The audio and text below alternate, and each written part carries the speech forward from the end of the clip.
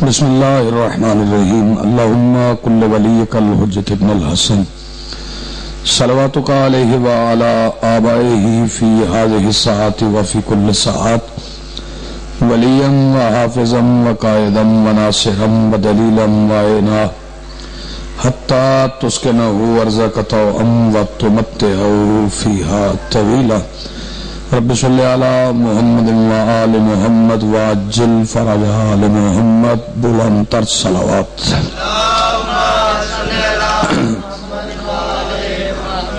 اعوذ باللہ من الشیطان الرجیم بسم اللہ الرحمن الرحیم الحمدللہ رب العالمین الصلاة والسلام علی رسولہ الکریم وآلہ الطیبین الطاہرین المعصومین المنتجبین المہدیین المظلومین المعصومین الذین اذہب اللہ عنہم الرجس وطہرہم تطہیرا. اللہم صلی علی محمد ولعنت اللہ علی اعدائہم ملعونین اجمعین من یومنا ھذا الی یوم الدین. اما بعد فقد قال اللہ سبحانہ فی کتابہ المجید بسم اللہ الرحمن الرحیم وحبب الیکم الایمان وزینہ فی قلوبکم. صلوات پڑھیے بلند آواز سے.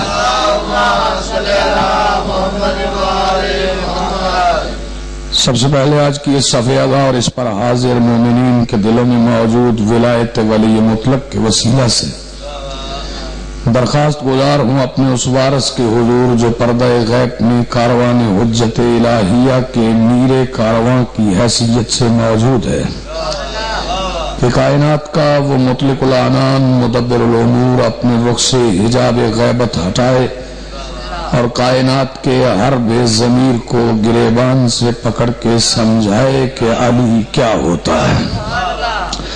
حاضرین محترم، موالیان ولی حق، عزاداران محسن انسانیت، ارشاد رب حقیقت محمدیہ وحبب الیکم الایمان کہ ہم نے تمہیں ایمان کی محبت عطا کی وزینہ فی قلوبکم اور اس سے تمہارے دلوں کو زینت دی.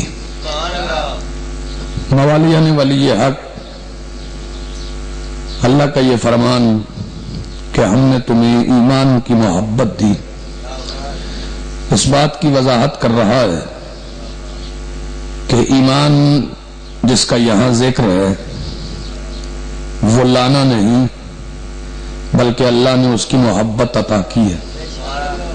معلوم ہوا کہ جس ایمان کا یہاں ذکر ہو رہا ہے اللہ اپنے حبیب کی زبان کے وسیلے سے یہ کائنات کو سمجھا رہا ہے کہ وہ لانے والی چیز نہیں بلکہ کائنات میں موجود مومنین کا محبوب ہے جس کی محبت اللہ نے فطرت میں عطا کی ہے وَزَيَّنَهُ فِي قُلُوبِكُمْ اور تمہارے دلوں کو اس سے زینت دی ہے. دو جملے صرف مجھے کہنے ہیں. وہ ایمان کون سا ہے جس کی محبت اللہ نے عطا کی ہے، لانا نہیں ہے بلکہ اس سے محبت کرنا ہے. ایسا ایمان جو قابل محبت ہے جس کی محبت اللہ نے واجب کی ہے بلکہ دلوں میں رکھی ہے. تو پھر آئیں تلاش کریں کہ وہ ایمان کون سا ہے جس کی محبت اللہ نے عطا کی ہے. چونکہ قرآن خود سمجھ میں نہیں آتا، قرآن سمجھنے کے لیے اس رسول کی دہلیز پر جھکنا پڑتا ہے جس کا دل قرآن کی آیتوں کی منزل ہے.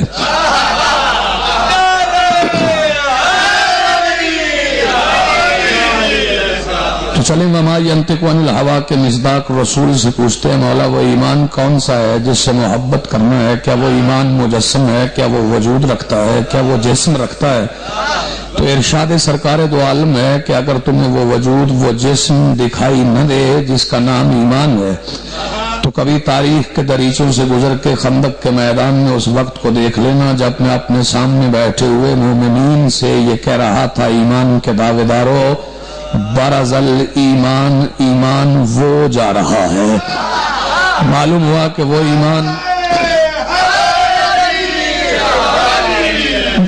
ایمان جس سے محبت کا اللہ نے حکم دیا ہے وہ ذات علی ہے، وہ وجود علی ہے. علی کی محبت اللہ نے فطرت میں رکھی ہے. اور ہر انسان کو اللہ نے فطرت اسلام پر پیدا کیا ہے۔ کل مولود یولد علی فطرت الاسلام، ہر مولود فطرت اسلام پر پیدا ہوتا ہے، اور قرآن کہتا ہے ہم نے ایمان کی محبت فطرت میں رکھ کے بھیجا ہے، اور ساتھ یہ وضاحت ہے کہ ہر مولود فطرت اسلام پر پیدا ہوتا ہے۔ گویا قرآن نے یہ ثابت کر دیا کہ در حقیقت علی کی محبت ہی فطرت اسلام ہے، محبت علی۔ اور جو بندہ فطرت سے گر جائے، نہ وہ کل مسلم تھا نہ وہ آج مسلم ہے۔ علی ہی دلیل ایمان، علی ہی شرط اسلام، علی جزو ایمان نہیں، علی کل کا کل ایمان ہے۔ مولوی کہتا ہے کہ علی جزو ایمان ہے، علی جزو ایمان ہے، علی جزو ایمان ہے۔ قرآن کہتا ہے الیوم اکملت لکم دینکم، جسے مولوی جز کہتا ہے اللہ اسے مکمل دین کہتا ہے۔ معلوم ہوا کہ علی جز نہیں ہے، علی کل ہے، علی دین کا کل ہے۔ وَزَيَّنَهُ فِي قُلُوبِكُمْ، اور اس سے تمہارے دلوں کو زینت عطا کی ہے۔ ایک جملہ میں اور کہتا ہوں، قرآن کو سمجھنا ہے حدیث سے۔ رسول فرماتے قرآن کہتا ہے وَزَيَّنَهُ فِي قُلُوبِكُمْ، اور اس سے تمہارے دلوں کو زینت دی ہے۔ رسول فرماتے ہیں زَيَّنُوا مَجَالِسَكُمْ بِذِكْرِ عَلِيِّ ابْنِ أَبِي طالب، اپنی مجلسوں کو زینت دو علی کے ذکر سے، اپنی مجلسوں کو زینت دو علی کے ذکر سے۔ قرآن کہتا ہے ہم نے اس سے دلوں کو زینت دی، نبی کہتے ہیں مجلسوں کو زینت دی۔ مجلسیں صرف جسم سے باہر موجود نہیں ہوتی، اصل مجلس جو سجتی ہے وہ دل کی خلوت میں بپا ہوتی ہے، اور اسے ہی مجلس کہتے ہیں جس میں توحید بھی ہوتی ہے، جس میں رسالت بھی ہوتی ہے، جس میں ولایت بھی ہوتی ہے۔ ذکر زبان پر آنے کے بعد دل میں جائے تو اس کا فائدہ نہیں، ذکر دل میں آنے کے بعد زبان پہ آئے تو پھر اس کا فائدہ ہے۔ کیوں؟ اس لیے کہ کبھی کوئی پودا اگنے کے بعد جڑ نہیں پکڑتا، جڑ پکڑنے کے بعد نمو پاتا ہے، جڑ پکڑنے کے بعد پرورش پاتا ہے۔ ایک جڑ ہے، ایک فرع ہے، ایک شاخ ہے۔ شاخ ہونے کے بعد جڑ نہیں ہوتی، جڑ ہو تو پھر شاخ ہوتی۔ لیکن دنیا والوں نے ایسے پودے بنا لیے ہیں جن کی جڑیں نہیں ہوتی، وہ پودے ہوتے ہیں مگر نہ پھل دیتے، نہ پھول دیتے، نہ خوشبو دیتے، نہ اثر دیتے، نہ تاثیر دیتے، لوگوں کے خود ساختہ بنائے ہوئے ہیں۔ جبھی تو قرآن نے کہا وَيْلٌ لِّلْمُصَلِّينَ الَّذِينَ هُمْ عَنْ صَلَاتِهِمْ سَاهُونَ، جہنم ہے ان نمازیوں کے لیے جو اپنی نمازیں دکھاوے کے لیے پڑھتے ہیں۔ یہ دکھاوے کی نماز کیا ہوتی ہے؟ وَيْلٌ لِّلْمُصَلِّينَ الَّذِينَ هُمْ عَنْ صَلَاتِهِمْ سَاهُونَ، ساہون جو دکھاوے کے لیے پڑھتے ہیں۔ یہ دکھاوا کیا ہوتا ہے؟ کبھی آپ کسی گلدان میں پلاسٹک کا رکھا ہوا پودا دیکھیں، وہ خوبصورت تو نظر آتا ہے، اس پہ پھول بھی لگا ہوتا ہے، نہ اس میں اثر ہوتا ہے، نہ تاثیر ہوتی ہے، نہ خوشبو ہوتی ہے۔ وجہ کیا ہوتی ہے؟ وجہ کیا ہوتی ہے کہ وہ جڑ سے نہیں نکلتا، اور شاخ ہونے کے بعد پھر جڑ سے ملتا بھی نہیں، کیونکہ خود ساختہ پودوں سے کبھی شاخ کا تعلق ہوتا ہی نہیں۔ شاخ سے تعلق ہے تو پھر دکھاوے کا نہیں نظر آتا ہے۔ نماز چھپا کے پڑھنے والی چیز نہیں، اس کا مطلب یہ نہیں ہے کہ لوگوں کے سامنے نماز نہ پڑھو، بلکہ معصوم کا فرمان ہے اگر تمہارے بارے میں یہ مشہور ہو جائے کہ تم بے نماز ہو تو کسی ایسی جگہ پہ نماز پڑھو جہاں تمہیں لوگ دیکھ رہے ہو، تاکہ لوگوں کو پتہ چل جائے کہ یہ نمازی ہے۔ معلوم ہوا کہ نماز 7 پردوں میں چھپ کے پڑھنے والی چیز نہیں ہے، اسے چھپا کے نہیں رکھنا چاہیے۔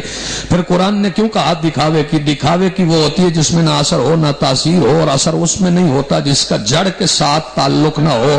نماز شاخ ہے، علی جڑ ہے، اگر علی سے تعلق نہیں تو یہ کل کی بھی دکھاوے کی تھی، آج بھی دکھاوے کی ہے۔